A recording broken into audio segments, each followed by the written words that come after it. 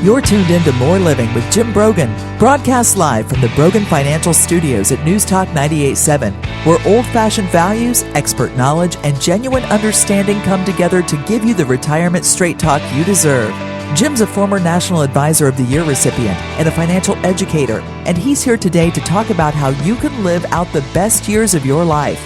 Jim and the Brogan Financial team have been helping retirees and pre-retirees across the Southeast for over 20 years in their pursuit of financial independence. You can reach them during the week at 865-862-6800. So sit back, relax, and get ready to learn, because More Living with Jim Brogan starts now. Hello, East Tennessee, and welcome to More Living with Jim Brogan, where it's all about living the best years of your life your way. This is News Talk 98.7 WOKI, and we're going to talk about a very important subject today. You know, in the state of Tennessee, there are roughly over 55,000 men incarcerated. Most of them will be one day released. However, according to the national averages, 70% of released prisoners will end up back behind bars within 3 years. What can be done to keep these men from returning to prison? And that is where Men of Valor steps in. Wonderful ministry right here in Tennessee. Our guest today is Brian Belzer. Brian is a minister by trade and has worked with Men of Valor for almost 6 years, helping men learn skills and find resources as they reintegrate with society. Good morning, Brian. Welcome to More Living. Good morning, Jim. Thank you for having me this morning. Yes, and I gave that statistic, 70% will end up back in bars, but people that go through Men of Valor program, that number is much, much lower, isn't it? So if they stay, we're a year-long program, and if they stay the entire year, our graduates' recidivism rate is a little less than 15%. That's quite a difference. It is. So you're making a huge impact. So talk a little bit about Men of Valor. Talk about its founding and your founder, Carl. It started off as a one-man shop. It absolutely did. So our founder, Carl Carlson, was actually an orphan, and he had gotten into trouble and ended up in prison at the Walls in Nashville. And his brother came to share Jesus with him. And if you ever, his testimony's on YouTube. He passed away in 2014, but the way he phrases it is he began to tell him what was back there, and there wasn't a Jesus. But he planted a seed, and several months later, he says what he described as had an encounter with Jesus. And he said he didn't know anything about a covenant, but that he knew about a deal. So he made a deal with God that if he'd bring him a godly woman, that he'd serve him the rest of his life.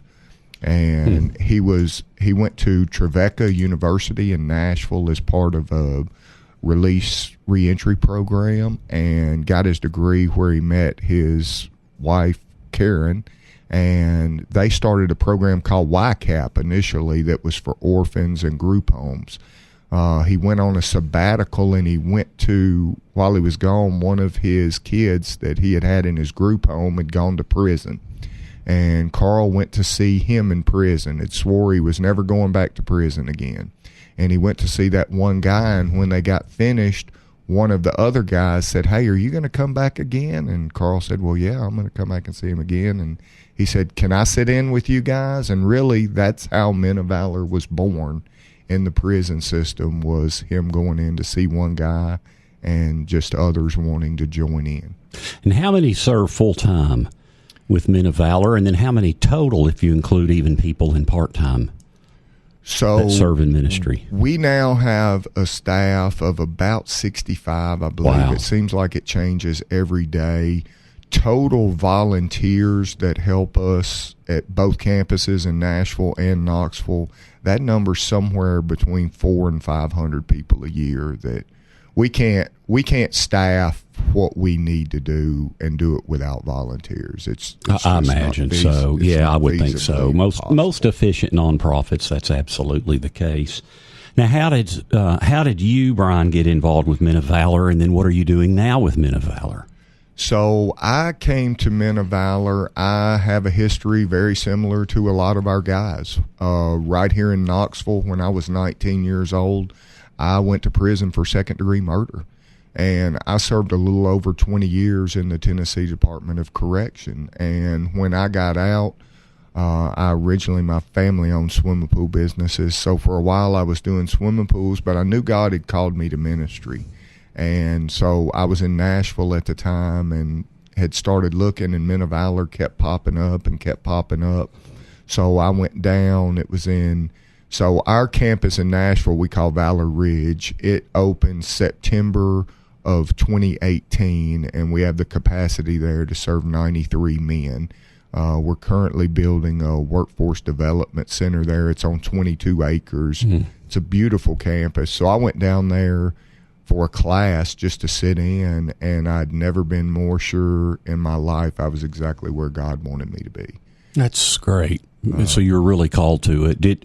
Now you're a minister by trade, right? So did you do a seminary? What is your training? I did not. I am ordained, so I'm an ordained minister, but just lay minister, really. I was ordained through First Baptist Church of Hendersonville, was where my ordination came through. That's great. And so I'm just trying to walk it out. Well, when I was reading your guiding principles for Men of Valor, and I love this first principle, and I want you to touch on it because I just thought that is so well said. But it says, God changes lives through Christ-centered relationships, not through programs.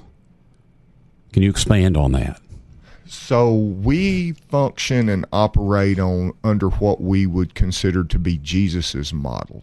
You know, he was the ultimate disciple maker. So we use what we call the relational discipleship model.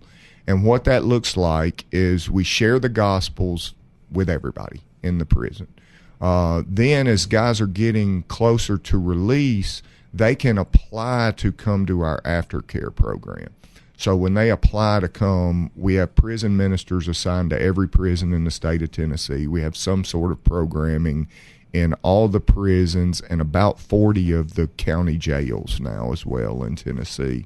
So they fill out an application, then they'll come to aftercare to the year-long program. But the model that we use is share the gospel, connect on a personal level, disciple them for a time, and then send them out to minister for themselves.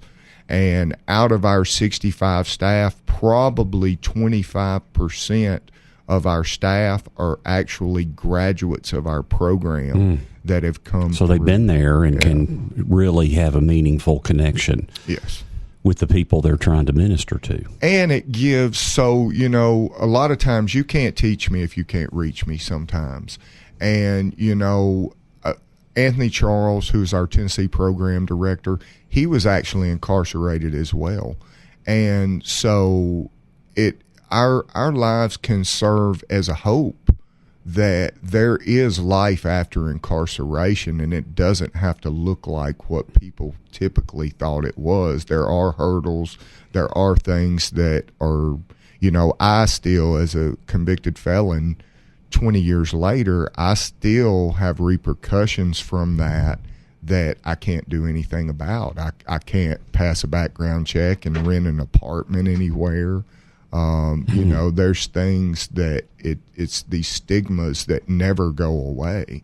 And that's one of the things that we're trying to address on a bigger level is, it's a community issue. As you said when you started talking, 98% of people that are incarcerated are going to get back out. And the fact that in Tennessee the number is a little less than nationally, traditionally it's been a little less than 50%. But if half of those people are going back to prison, then that's more victims. And so we're a pro-safety organization as well, in that who do you want your neighbor to be? Do you want your neighbor to be someone who spent their time in prison honing their craft, or do you want your neighbor to be someone who's had an encounter with Jesus and is trying to live their life out in a different way as a man of God?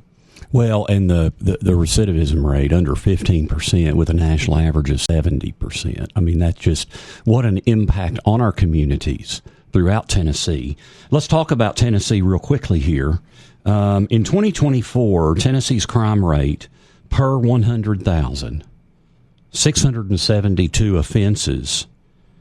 So per 100,000, that makes us the fourth highest in the country. Why is our crime rate so high? I was not aware of that until I was prepping for this show. I think, there's several factors. Obviously, the drug problem is a huge catalyst. And that is the number one percentage of incarcerated men, right? It's drugs. It is, and the residual effects of that you don't see. They may be in prison for stealing, but they were stealing to accommodate their drug habit or to afford their drug habit. So sometimes there's that trickle-down effect of the incarceration. I can tell you, every one of our guys who comes through our program tells their story as part of their first 30-day process, and we help walk them through their story. And I would say it's as high as 98, 99% of our men coming through have had some kind of a drug or alcohol issue. 98%? At least. Wow. So that's really the core. And I want to, actually, that's one thing I want to expand on. So I'll tell you what, we're going to get to our first break. When we come back, we'll have more with Brian Belzer with Men of Valor. I do want to talk about, some of the drug issues in our society. Certainly makes sense that's why our offenses per 100,000 is the fourth highest in the country. So don't go away. This is More Living with Jim Brogan here on News Talk 98.7 WOKI. Welcome back to News Talk 98.7's Brogan Financial Studios, where Jim Brogan is coming to you live with important news and advice to help you achieve your dream retirement. Get ready to learn and live. Here's your host, Jim Brogan. Welcome back. This is More Living with News Talk 98.7 WOKI. I'm Jim Brogan, and we're visiting with Brian Belzer with Men of Valor. What a wonderful ministry that helps men transition back into life from prison who have been incarcerated. And the national rate of recidivism is 70%. People that go through the Men of Valor program and complete it, it's less than 15%. So what an impact. And we were talking there off air, Brian, that, the cost to imprison one male in Tennessee per year is how much? It's around $40,000. That figure changes a little bit depending on where they're at, but somewhere in the neighborhood of $40,000. So if you look at all of the residual benefits of somebody not going back to incarceration, not only that, but now they're finding jobs, they're becoming taxpayers. They're getting involved in their children's lives where maybe it would have been harder to. Think of all the residual effects on the community. There's so many positive effects of having. I was sharing, I believe the number, I don't want to put a hard number on it, but I believe since we've been open here in Knoxville, which was September of 22, is when we got our first men on campus. Our guys have earned right in the neighborhood of $1.4 million by working. And that's money that is being paid taxes on. It's money that's being spent locally in our community. They're paying parole and program fees if they're still on probation or parole, rather than them costing taxpayers $40,000 a year. They're paying child support if they need to be paying child support. So part of our program, what we do is I talked about when they come to aftercare. So I if you don't care, I'd like to kind of just give a brief overview of what we do in the aftercare Yes, process. Please, of course. So in the first 30 days is an acclimation period. We take care of getting them everything they need. So we get them 2 forms of ID so they're ready to go to work.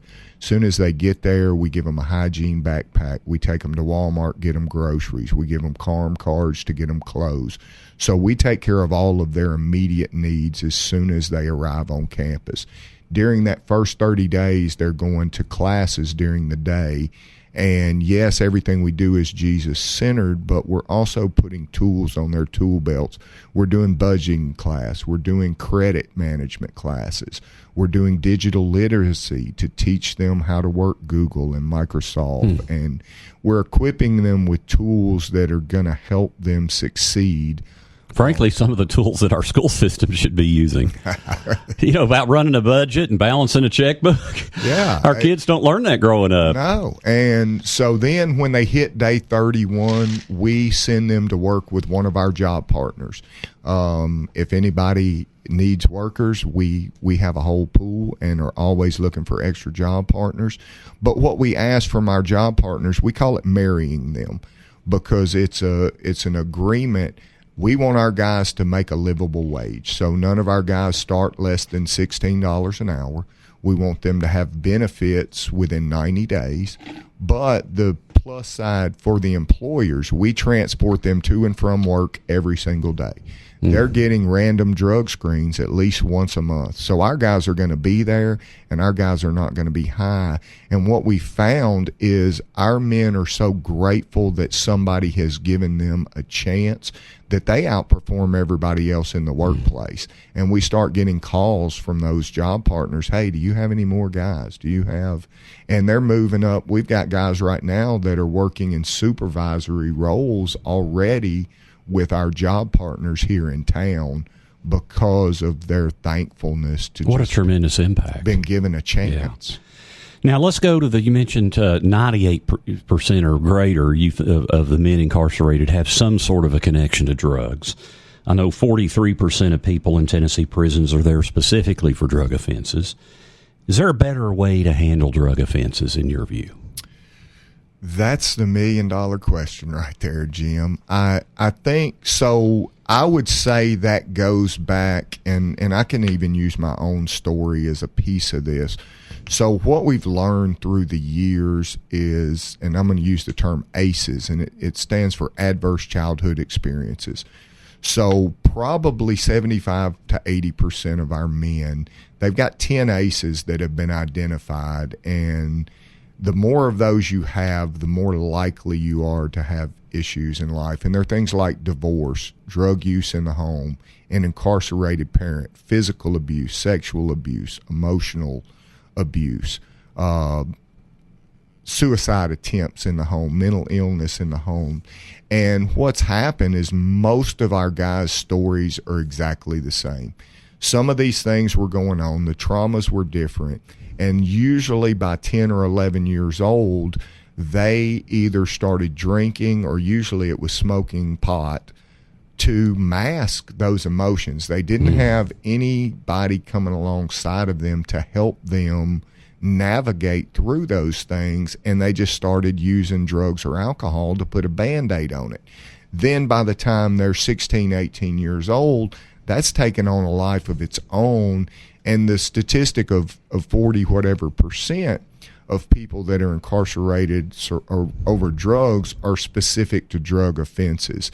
That's not counting the people that have robbed something or stolen something to accommodate or afford their drug habit. So I think as a society, we have to find a different way of addressing it and dealing with it rather than the lock 'em up, throw away the key approach absolutely has not worked. Our Department of Corrections for the state of Tennessee has a $1.4 billion budget, and it's one of the top 5 line items in the state budget.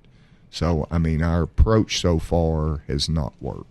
Well, you mentioned when a child has a parent that's incarcerated and the vicious cycle that can create. Across Tennessee, almost 20,000 people are separated from a parent due to incarceration.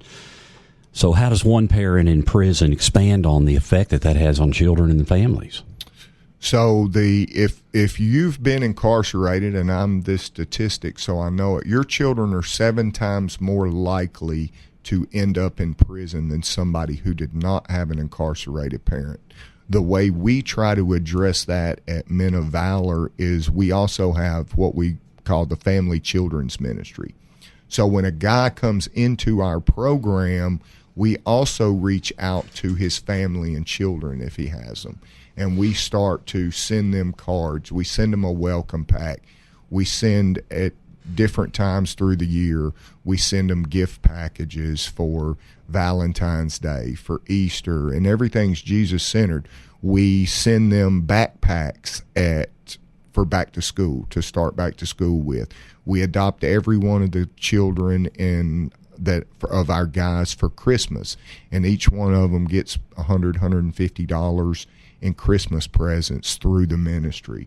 So we really, our purpose and our hope is that we can just surround that whole family with Jesus, because while we love discipling the men once they get to prison, if we can get in and break that cycle before these kids go, then that's it. Seems like connecting the families is just so critically important from my vantage point, which is certainly not the vantage point that you have. But now there is a 34%, kind of continuing along that theme, a 34% school dropout rate for children of incarcerated parents. That's quite a high rate. So it's just a cycle: drugs, crime, ultimately prison within family units. So is that family connection the best way to start breaking that down? It is. I think, that statistic, I would be interested to know how many of them did not. I think one of the biggest problems in society today is a lack of a positive male role model in the home. And I would almost bet that a majority of those right there probably didn't have that positive role model in the home. They've got a single mom struggling to try to pay the bills and take care of the kids. That's at work. That's a real problem, isn't it?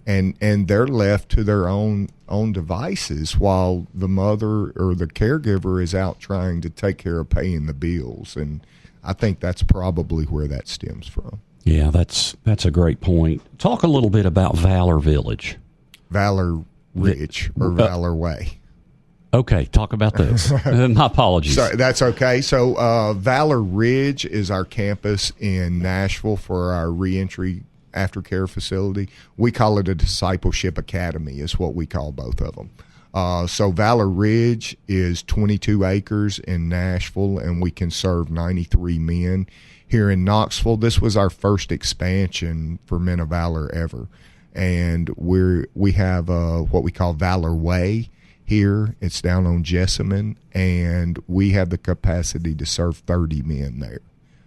Currently, we have 23 on campus, I believe. So between those two campuses, I guess, geographically they're in Nashville and now Knoxville, but I guess you work with prisons from all throughout the state for men transitioning after they get out of prison. Right. So when a guy gets released from prison, we either, depending on his geographic location to one of the campuses, we either pick them up at the gate or the Department of Corrections puts them on a bus going to the city. Like if they're coming from West Tennessee to Knoxville, we pick them up at the bus station as soon as they arrive.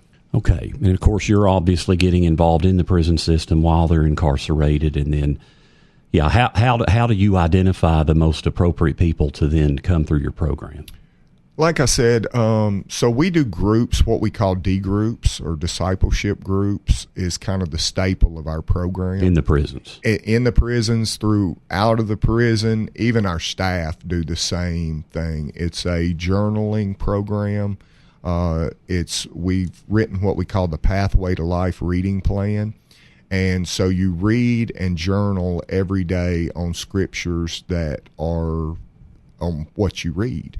So the journal method is highlight, explain, apply, and respond. So what you read, you highlight the verse that stands out to you. Then you explain it in context. How can I apply this in my life today? And your response is a prayer. God, help me with my application, or God, thank you for what you showed me. So we're instilling inside of that exercise, we're instilling the spiritual disciplines. We call it the Miyagi effect. So we're instilling the spiritual disciplines and creating those habits without really realizing that that's taking place, because they're reading God's word every day. They're having to meditate on it to explain it.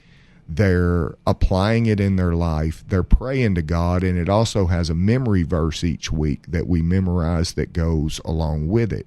So those are what Men of Valor gets credit for. What Jesus is doing is what it boils down to. We continually put men at Jesus's feet, and we get to see Jesus do what he does. That was another thing I really liked seeing in your guiding principles, is that scripture memory. One of your guiding principles is that scripture memory is a life-changing discipline. It absolutely. I I would go to Psalms 119:11.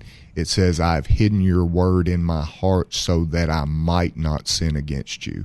You know, we've got to have something to balance out our fleshly desires with truth. And Scripture is the only absolute truth that we have. So the way I explain it to our guys, most of them are a little rough around the edges. And if they knew they were going to a fight, they would want the biggest sword they could get their hands on. Well, that's what we've got in God's Word. And you might not have your Bible with you, but if you've hidden that word in your heart, then you're going to have the tools to fight against whatever temptations are going to come across that day. What a great word. That's Brian Belzer. He's with Men of Valor. When we come back, we're going to have more about how they find them and help them ingratiate back into society. We'll also have our dollars and cents segment on Social Security benefits. We're going to talk about ex-spousal benefits. If you were married for more than 10 years, what are you entitled to? Even widow benefits for an ex-spouse. Stay with us. This is More Living with Jim Brogan, right here on News Talk 98.7 WOKI.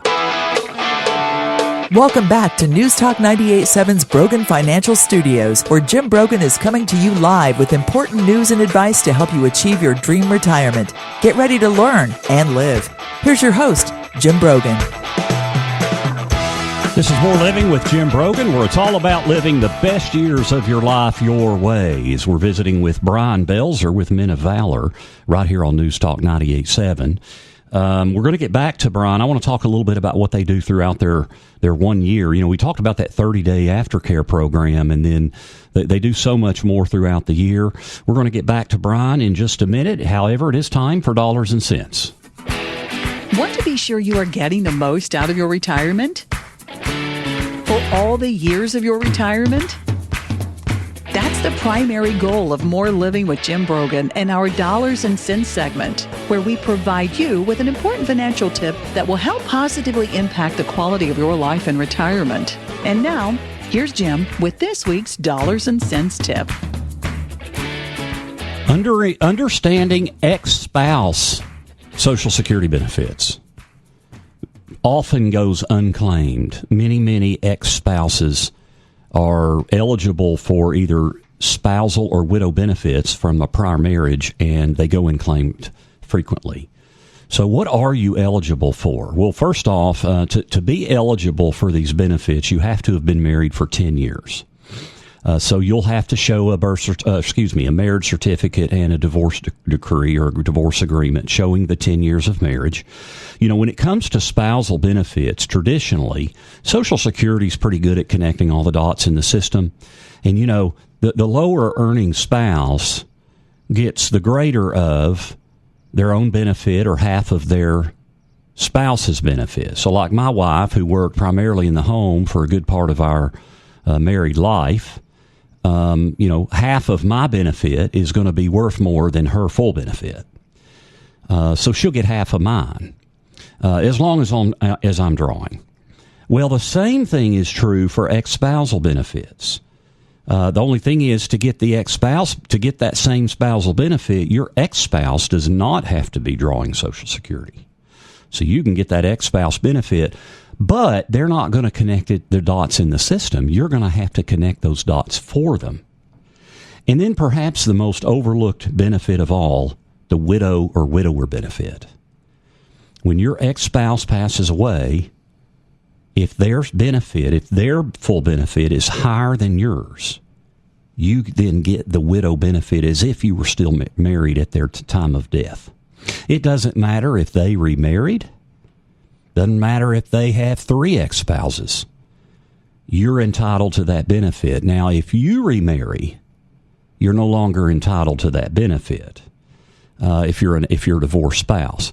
But that's just critically important to understand all those things. That widower benefit, you know, I was meeting with someone just this past week that very well may be eligible for a widower benefit that they weren't even aware of from someone they were married to a pretty good while ago, but they were married for over 10 years. And that ex-spouse has passed away, and they didn't even know that they might be eligible for that. So understanding not only spousal benefits and widower benefits, but those same benefits for ex-spouses. You're entitled to the same benefit as long as you haven't remarried. So getting your arms around Social Security strategy, spousal benefit, understanding widow benefit, that's all of those are key parts of Social Security strategy, which ultimately is a huge part of your income plan. That's our Dollars and Cents segment for this week. You can find this week's Dollars and Cents segment and others by visiting BroganFinancial.com. Do please check us out at BroganFinancial.com. You can click on resources. We've got a lot of guides in there, and you can follow our blog that we publish weekly. You can also sign up for our e-newsletter. We send it out every week, and it's just got links to content of what we've created, our blogs, our any reports or guides we've put out. This past week, I was interviewed by Haller and Hilton Hill. That will be in our weekly e-newsletter, a link to that interview. So do check us out. We want to give you great information so you can make informed and prudent decisions that can impact the quality of your life. Today, we're visiting with Brian Belzer. He's with Men of Valor. What a tremendous ministry. As 70% nationally of men released from prison are back in prison within 3 years.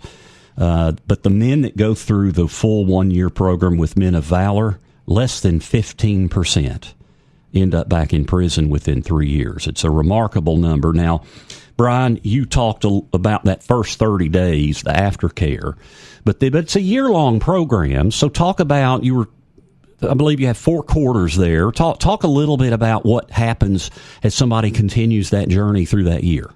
So after the first 30 days, they go to work with one of our job partners. As I said, we transport them to and from work, so they've got gainful employment. So they're working full-time at that point? They are working full-time. So at that point, their classes shift from during the day to the evening. They do 2 classes per week. One of them is the D group that started in the prison that continues throughout our whole program. And then the core class changes each quarter. So the first 90-day quarter is the class is Who is Jesus, which is a study of the I am statements. Sophomore quarter is called Beyond Addictions, and it's a Christ-centered study based on the life of Nehemiah and dealing with all addictions, not just drugs and alcohol, but it could be porn, it could be greed, it could be money, basically whatever you've got as an idol in front of your relationship with God. And then junior quarter is Better Man by Robert Lewis, which is basically in a nutshell just a godly manhood. What's it look like to walk this out? And then the senior quarter is Wisdom for Life, which is a study through the book of Proverbs. So we're just trying to, our mission statement is that we're committed to winning men in prison to Jesus Christ and discipling them. Our goal is to equip them to re-enter society as men of integrity, becoming givers to the community rather than takers. So we just want to equip them with all the tools that they need to make that transition and not continue on that revolving door path in prison. So as we've discussed throughout this show today, Men of Valor's faith-based organization. Yes. So talk about the role faith plays from Men of Valor's perspective for someone who has hit rock bottom, which I would imagine is the majority of the men you're working with. I would say 100%. Yeah. They may not have realized it sometimes at the time, but they look back and realize it. 100%. So, I can speak from my personal experience. Jesus transformed my whole life. I, for a great many years, even after I went to prison, I've been to every prison in the state. I was not a model inmate by any stretch of the imagination. And when I finally reached the end of myself, I'm very grateful. I was raised in church, right here in Knoxville. I went to First Baptist Concord. I went to Cedar Springs Presbyterian as a kid, so I was involved in church from the time I was born. My dad has always been involved. And I think we see that in Scripture, and train up a child in the way he should go, and when he's old, he'll not depart from it. So when I reached the end of myself, I knew who to turn to. And, it was a gradual, I'll say, surrender process. I'll quit doing this, but I need to do this still. And, the Lord has just walked with me and changed the desires of my heart, I would say. I'm not the most important person in my world anymore. And God has transformed that, is the word I would use, that I can no longer act or think the way I used to act or think. What a great word for just life for all of us. It is. It is. Get out of outside of ourselves. I like to talk about the power of giving and a financial plan. And the reason I'm relating it this way, Brian, is because the power of giving, it gets us outside ourselves. And because no matter where you are, there's people less fortunate than you. And it gets you out of your bubble and supporting people, and it increases perspective.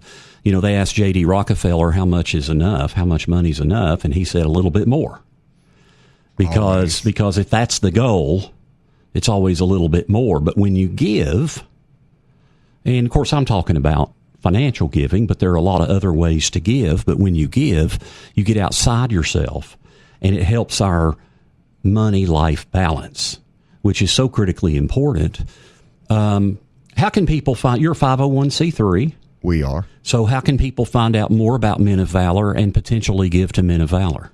So you can go to our website, which is www.movministry.com, and there's ways to get involved. There's tabs where you can donate and give. We're actually here in Knoxville, we're going to be having an event that's a gala October the 2nd, and we've got special guest Tim Tebow and his wife Demi Lee Tebow, who will be the keynote speakers, and it'll be a great evening to get to hear a message from him and hear and see some of what Men of Valor is doing. So where is that event? It's going to be at the Press Room on Broadway, downtown. And I guess people buy tickets to that, and then all the money raised goes to Men of Valor. Yes, so there will be a ticket sale on the website, and if you're already involved, you'll get some email blast, before it, prior to, for RSVPs. But it will be on all of our social media sites as well as the website. So MOV for Men of Valor, movministry.org? .org or .com will get you there. .com, okay. Either one. Okay, well, great organization. When we come back, we'll wrap up with Brian and talk about the impact that they're having on our community. So stay with us. This is More Living with Jim Brogan here on News Talk 98.7 WOKI. Welcome back to News Talk 98.7's Brogan Financial Studios, where Jim Brogan is coming to you live with important news and advice to help you achieve your dream retirement. Get ready to learn and live. Here's your host, Jim Brogan. Thanks for tuning in this week to More Living right here on News Talk 98.7 WOKI. You can catch us every week, 9 to 10 a.m. and again 3 to 4 p.m. You can also catch all of our podcasts. All of our shows will be podcast. This show will be podcast by Tuesday. You can either stream it on my website at broganfinancial.com if you click on radio, or you can go to Spotify or Apple Podcast and you can listen to it there. Brian Belzer's with Men of Valor. What a great impact they have on the community and on the life of men, really life-changing, life-saving impact. I would imagine one of the things I was thinking there in that last segment, Brian, is that there's got to be a lot of other ministries that you're kind of ingratiated with where there's a lot of communication, I would think, both prison ministries, outreach ministries, like a CARM, I would imagine. I mean, can you just talk a little bit about the coordination with other 501c3 ministries and how there's just that intermolding going on?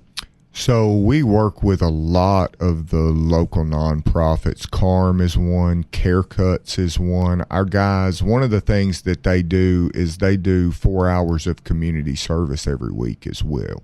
So we're plugged in with Angelic Ministries, a lot of the nonprofits here. We have partnerships with some of, they're not necessarily nonprofits, but some of the rehabilitation centers. So if one of our guys happens to stumble, that we've got a resource that we can send them to immediately to help them not continue to just dig that hole deeper, for lack of a better term.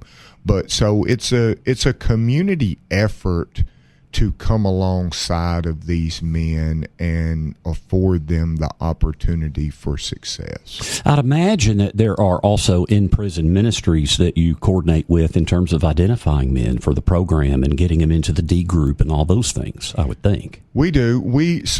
Kind of our model is we do a church service at all the facilities, and anybody who wants to go deeper will sign up to come to the D groups either on another day or afterwards. So you're actively in there every week with a service, and then that's providing that's the number one way that you're getting people, attracting people into the program. Yes. Yeah, that's great word. Now you mentioned that you partner with businesses. Talk about a little bit about that, businesses that can partner with you for potential employment for their graduates. So right now, two of our biggest ones is ATC out off of John Sevier, where they build transmissions. We've got about 10 guys working there. A couple of our guys are supervisors and trainers. DeRoyal is another partner of ours. We've got some guys out there. Rebecca and the team at DeRoyal have been incredible in supporting us. DeRoyals have certainly had a big impact on our community in a lot of ways. They definitely have. And Rebecca, their chief administrative officer, is actually on our advisory board, and she's helped connect us with some other job partners.